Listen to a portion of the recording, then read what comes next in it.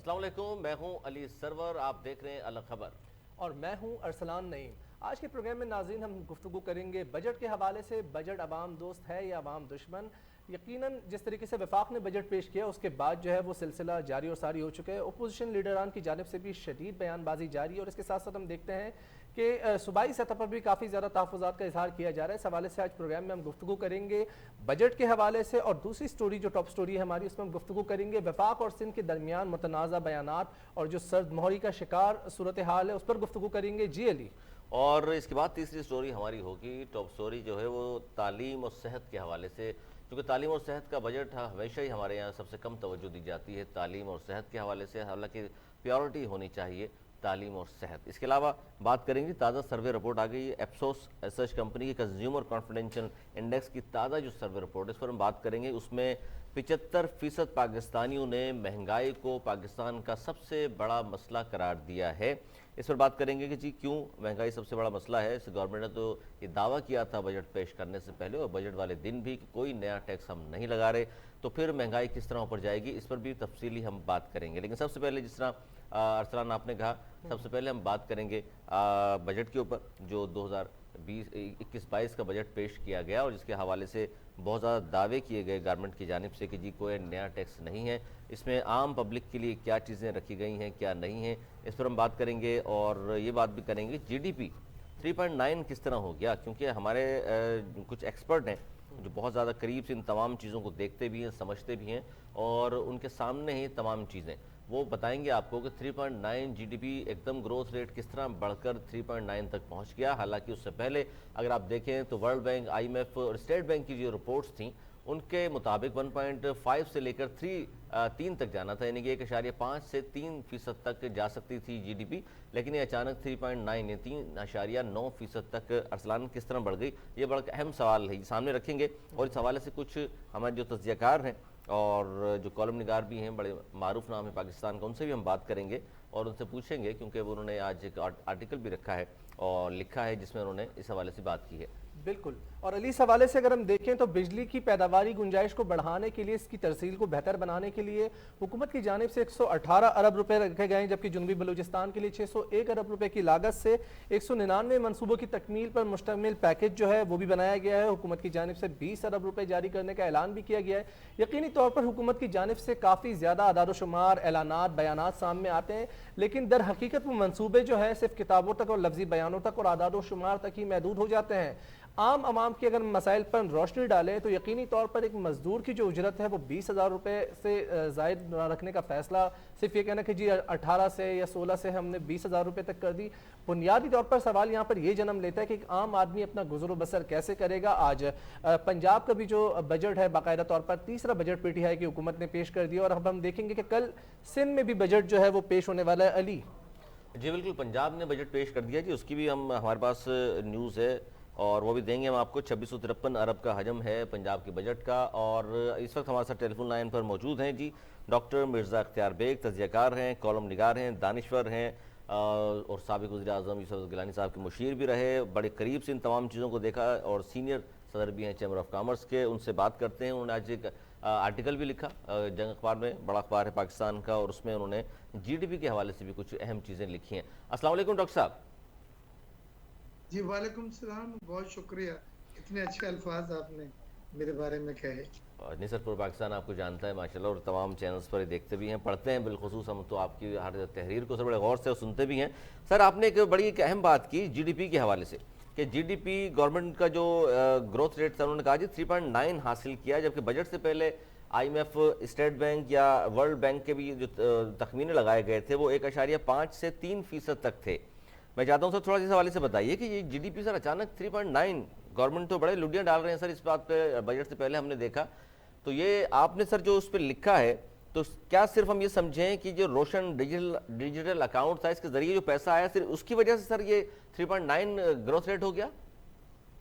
जी मुझे जरा सा बतला देने दें इसके ऊपर। जी पहली चीज ये है कि हमारी जीडीपी बिल्कुल सही का, वर्ल्ड बैंक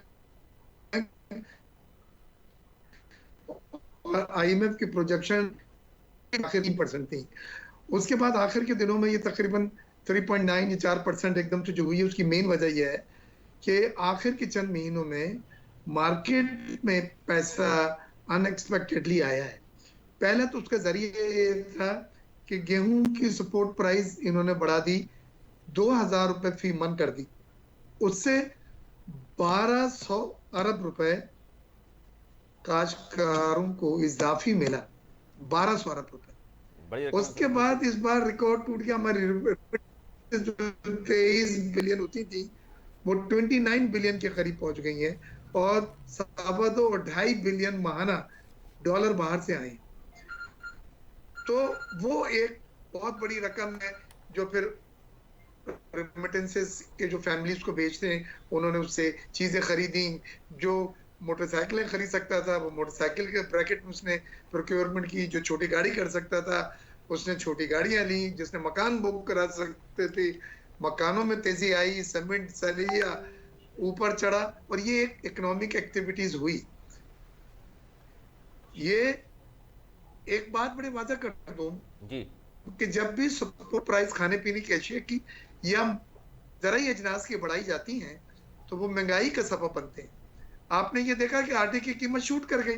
बिल्कुल। आपने गेहूं की जब 2,000 मन किया, और नान जो है 20 रुपए का एक हो गया जो 10 रुपए का होता था 12 रुपए का। तो ये चीज से अफराद ज़र में इजाफा हुआ है, और मैं समझता हूँ कि ये महंगाई मजीद बढ़ेगी, क्योंकि होलसेल इंडेक्स में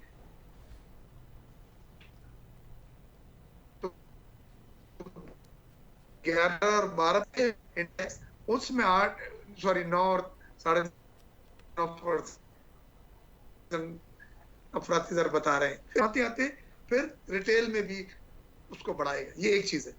दूसरी चीज जो मुझे बड़ी ताजुब थी वो ये था कि इन्होंने एहसास तो कर लिया कि जी हमारी एग्रीकल्चर की जो है क्रॉप वो फेल हुई है, और कॉटन की क्रॉप खास तौर से 13.5 मिलियन वाली बेल की फसल सर वो 12.5 तो मिलियन बेल बिल्कुल पे सही आ कह रहे हैं सर, वो गई तो है। हदफ पूरा भी नहीं कर और सके। सही लिखा है आपने, आज भी मैंने पढ़ा उसको कि ये तो पूरा नहीं हो हदफ इनका। जी, जी, तो इनका 3.31 हदफ था जो उनका 2.77 पे आ गया है। और आज हम जो पाकिस्तान एक वक्त में खत्ते में ज़राई अजनास और खाने पीने की अशिया का नेट एक्सपोर्टर होता था। हम वीट एक्सपोर्ट करते थे, हम चीनी एक्सपोर्ट करते थे, हम दालें एक्सपोर्ट करते थे, हम गेहूं एक्सपोर्ट करते थे। आज पाकिस्तान दुनिया में इन ज़राई अजनास और खाने पीने की अशिया का नेट इम्पोर्टर हो गया सर है। और बिल्कुल सही हम सर। आपने ने एक जगह लिखा, मैंने पढ़ा ये भी आपका, कि कायद-ए-आज़म मोहम्मद अली जिन्ना जो है वो ज़राई और सनती मुल्क बनाना चाहते थे, और 70% ज़राअत से वाबस्ता है, सबसे बड़ा आबाशी निज़ाम हमारा, उसके बावजूद सर हम अब बाहर से चीज़ें मंगवा रहे हैं। जी, जी, तो ये एक हमारा एक बड़ा डिफेक्ट है। दूसरे, हम बार बार कह रहे हैं कि जी लार्ज स्केल मैन्युफैक्चरिंग ने 9% ग्रोथ की है। लार्ज स्केल मैन्युफैक्चरिंग में ऑटोमोबाइल आता है, सीमेंट आता है, स्टील आता है, फार्मास्यूटिकल आता है, लेकिन वो सिर्फ 20% जॉब फ्राहम करता है मुल्क में। 80% जॉब जो है वो small and medium scale industries से पैदा होती है। कोरिया, जापान, चाइना, इंडिया, इन्होंने तरक्की करी है वो लार्ज स्केल मैन्युफैक्चरिंग से नहीं की है, उन्होंने small and medium scale industries से की है, जो जॉब करवाती हैं, जिनमें वेंडर इंडस्ट्रीज होती है। तो ये इन्होंने एहसास किया कि हाँ जी ये इग्नोर हुई है, अब हम उसको करेंगे। और भाई उसके लिए एक बैंक बनाया था एसएमईज, वो लिक्विडेशन पे जा रहा है। एक आपने इदारा बनाया था स्मीडा, जो स्मॉल एंड मीडियम स्केल बिल्कुल के लिए बिल्कुल। फिजिबिलिटी बना के देनी थी लोगों को, वो सिवाय सैलरी के उसने कुछ नहीं करके दिया। हमने स्मॉल एंड मीडियम स्केल की फेडरेशन ने, मैं बैंकिंग का चेयरमैन था, सेपरेट कानून बनवाए हैं कर्जे देने के, जिसमें वो कैश फ्लो के बेसिस पे एसएमईज को कर्जे दे सकते हैं, मॉर्गेज रखवाए, क्योंकि इनकी छोटी छोटी फैक्ट्री होती है किराए की, मॉर्गेज तो रखवा ही नहीं सकते। बिल्कुल लेकिन ये एक डिफेक्ट है आपका। आईटी सेक्टर में बहुत पोटेंशियल एक्सपोर्ट का, उसको इग्नोर किया हुआ था।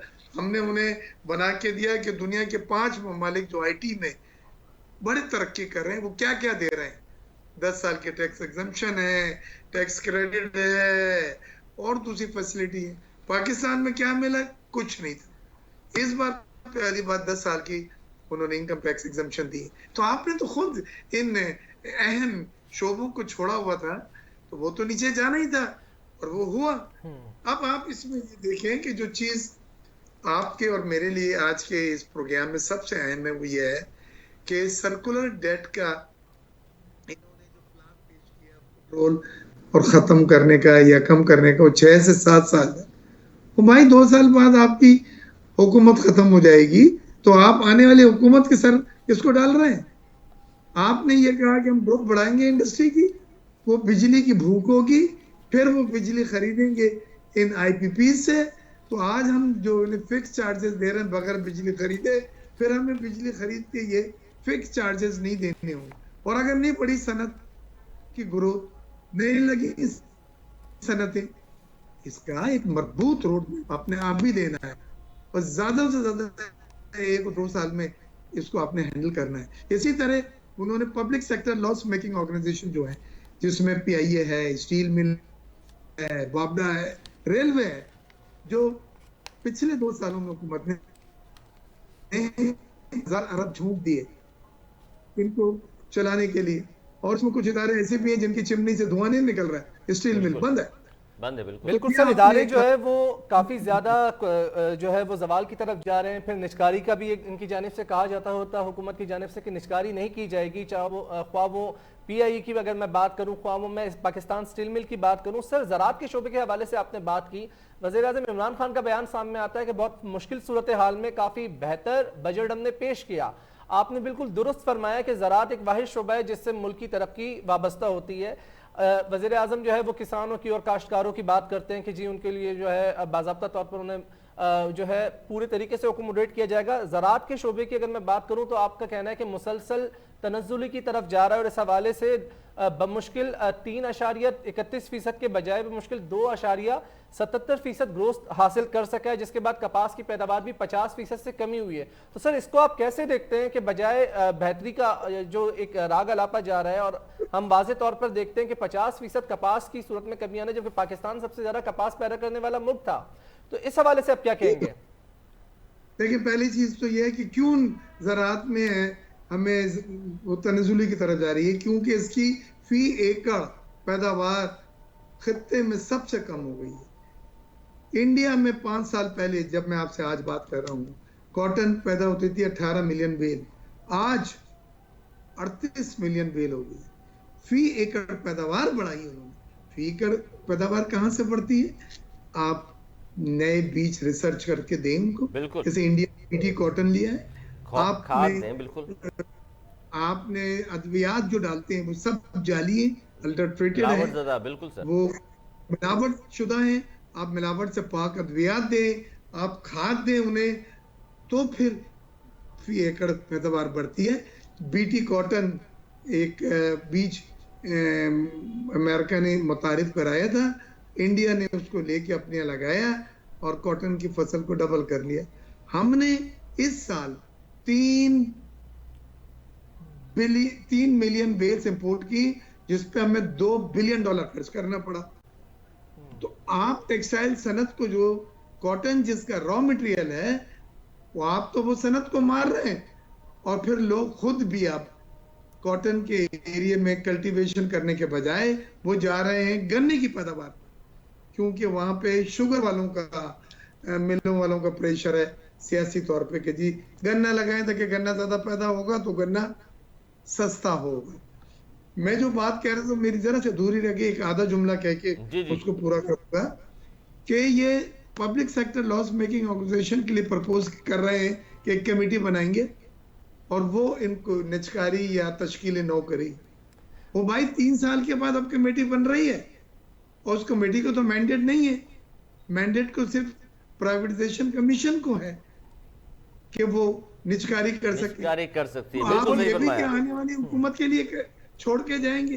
तो ये वो सब सवालिया निशान है जो आपको और हमको पूछने चाहिए, क्योंकि जिस तरह से ये चीजें पेश की गई हैं, अहम मसले हैं ये।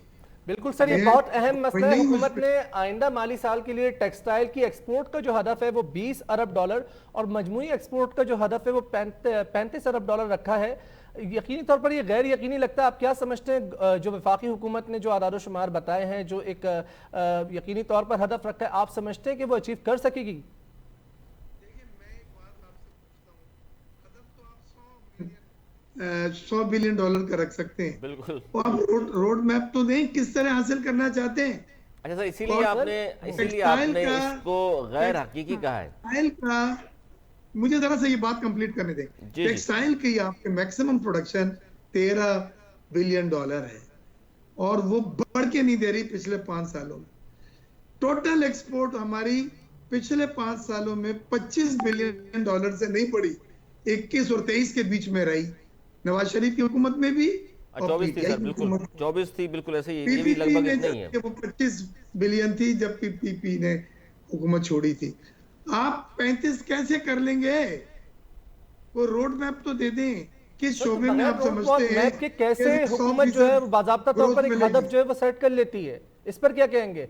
यकीनी तौर पर रोड मैप होगा जब भी तो एक हदफ का जो है वो तखमीना लगाया जाता है, एक यकीनी तौर पर सूरत हाल वाज़े की जाती है। जब रोड मैप ही नहीं है तो उसके बाद आप कैसे प्रिडिक्शन कर सकते हैं, इस पर क्या कहेंगे? यही हम कह रहे हैं ना कि ना इंडस्ट्री फरोग पा रही है, ना एग्रीकल्चर फरोग पा रहा है। आपकी एक्सपोर्ट लेड ग्रोथ की बात की, बहुत सही हिकमत अमली है, लेकिन एक्सपोर्ट बढ़ाने के लिए बिजली और गैस के निर्ख जो वज़ीर आज़म ने हमें दिए थे वो जून 2021 में खत्म हो रहे हैं, और अगर उन्होंने आगे वो रेट न दिए जिसमें गैस $6.5 पर MMBtu, बिजली 7.5 सेंट्स है, और RLNG तकरीबन 830 रुपए फी MMBtu है। ये रेट हैं जो खत्ते के दूसरे ममालिक को मिल रहे हैं बिजली और गैस की। और जब ये गैस के ये रेट और बिजली के हमें दिए वज़ीर आज़म ने, अक्टूबर मिलके आई थी, तो एक्सपोर्ट बढ़नी शुरू हुई। लेकिन अब टेक्सटाइल पॉलिसी में ऐलान करना था, उन्होंने रोका हुआ है क्योंकि IMF से क्लियरेंस लेना है। तो ये सब वो चीजें हैं, अगर आप वो रेट जब तक नहीं देंगे तो सर बजट में तो कहा जा रहा है सर बजट में बिल्कुल बिजली वाली बात जो आपने की, एक तो जाहिर है फ्यूल महंगा होगा, बिजली महंगी होगी, बिजली महंगी होगी तो जाहिर है महंगाई का एक तूफान आने वाला है, पेट्रोल की वजह से, फ्यूल की वजह से। जाहिर है बजट में सपोर्ट के लिए वो सर अमेरिका की तरफ भी तो देख रहे हैं ना कि अमेरिका भी कुछ सपोर्ट देगा हमें, और फिर हम उनके लिए जो कुछ भी करें वो एक अलग बात है। मैंने कॉलम लिखा, इंशाल्लाह एक रिकंस्ट्रक्शन अपॉर्चुनिटी जोन, अमेरिका का बिल सेनेट में जमा हुआ है कि अफगानिस्तान और पाकिस्तान के बॉर्डर पे जो जंग ज़्यादा इलाके हैं सरहदी, उनमें 20 जोन की इजाज़त दे रहे हैं जो बगैर ड्यूटी के एक्सपोर्ट अमेरिका कर सकेंगे, और उसमें ज़्यादातर टेक्सटाइल आइटम है। लेकिन इसमें पाकिस्तान को बहुत सारी शराइत उनकी माननी होंगी, जिसमें बायलैटरल इन्वेस्टमेंट ट्रीटी को साइन करना है, लेबर कवानीन इंटरनेशनल मेयार के वहाँ पे रखने हैं, और वगैरह वगैरह। मेरे कॉलम में आप पढ़ेंगे इंशाल्लाह। तो अमेरिका को चाहिए कि वो पाकिस्तान को सपोर्ट करे, क्योंकि उसकी वजह से हमने $126 बिलियन दहशतगर्दी में नुकसान किया है, और 75,000 लोग हमारे जो है वो शहीद हुए, मारे गए। अच्छा, इसमें बड़ी अहम बात है डॉक्टर साहब कि नून लीग के दौर में 7.5 अरब का खसारा था, और 5 साल ज़ाहिर दौर था मुस्लिम लीग नून का, जबकि PTI ने सिर्फ 3 साल में 10 अरब से ज्यादा का खसारा है। सर ये किस तरह की पॉलिसीज इन्होंने बनाई थी, कितना ज्यादा खसारा सिर्फ 3 साल में? का बजट है 6,000, तो बजट खसारे में ये short term and long term loan लेने के इन्होंने कह दिया है, और उसके लिए ये ट्रेजरी बिल के रेट बढ़ाएंगे। आपको एक सुन के ताजुब होगा कि नेक्स्ट ईयर का बजट जो 6,000 अरब रुपए रखा गया है, उसमें 3,200 अरब रुपए सूद की अदायगी है, जो कर्जों के ऊपर जो बॉन्ड इशू हुए हैं उन पे आपने देने हैं। तो आपका जो डेट है वो सस्टेनेबल नहीं रहा है। आपका एक कानून है, ये आखिरी जुमला मुझे इजाजत दीजिएगा, क्योंकि मुझे बिल्कुल सर आखिर में बस एक चीज पे रिस्पॉन्ड कर दीजिएगा, बिल्कुल एंड में, सिर्फ 30 सेकंड है आपके पास, कि टैक्स पर टैक्स कहा गया था नहीं लगेगा, कितनी हकीकत है इसमें? क्योंकि पूरी दुनिया में आप कहते हैं कि टैक्स के निजाम को जो है, डायरेक्ट टैक्स के निजाम को खत्म किया जा रहा है, लेकिन हमारे यहाँ उसको फरोग दिया जा रहा है। देखिए, टैक्स में बेहतरीन कारकर्दगी हुई है, और इस साल उन्होंने तकरीबन हदफ हासिल कर लिया है। 11 महीने और 40 अरब रुपए उन्होंने हासिल करके हमें दिए कोरोना के वबा के दौरान। और IMF की बहुत शुक्रिया उनके डॉक्टर बावजूद। मिर्जा अख्तियार बेग हमारे साथ मौजूद थे, माहिर माशियात भी हैं, कॉलम निगार हैं, तजज़ियाकार। हम हमसे बात कर रहे थे और हमने बात की आज बजट के हवाले से। एक बहुत अहम खबर है सिंध के हवाले से कि जी सिंध में हफ्ते में 2 रोज़ कारोबार की बंदिश के खात्मे का आज ऐलान कर दिया गया। इस पर हम बात करेंगे, लेकिन इस छोटे से ब्रेक के बाद कहीं में जाइएगा हमारे साथ रहिए।